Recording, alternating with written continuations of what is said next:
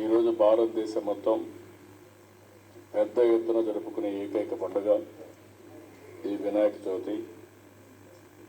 వినాయక చవితి అందరూ కూడా భక్తి శ్రద్ధలతో చేస్తారు. అదే మాదిరిగా పూజాభావంతో ఒక ప్రత్యేకంగా ఈ పూజ నిర్వహిస్తారు. చిన్నప్పుడు చదువు రావాలంటే పిల్లలందరూ వినాయకుడి పూజ చేస్తారు.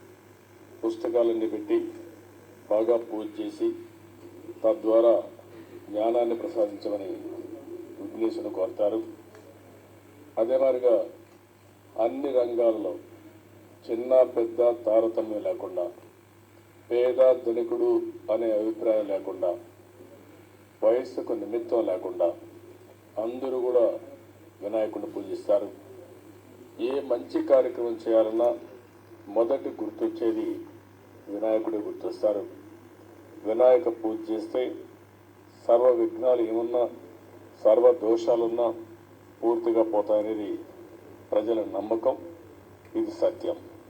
అందుకని ప్రతి ఒక్కరు కూడా ఏ మంచి పని చేయాలన్నా, లేకుంటే ఒక ప్రారంభం చేయాలన్నా, ఏదైనా ఇంకొక కార్యక్రమం చేయాలన్నా ముందు వినాయకుడిని తలుచుకొని పూజలు చేసిన తర్వాతనే ముందుకు పోయే ఆనవాయితీ మనకందరికీ ఉంది.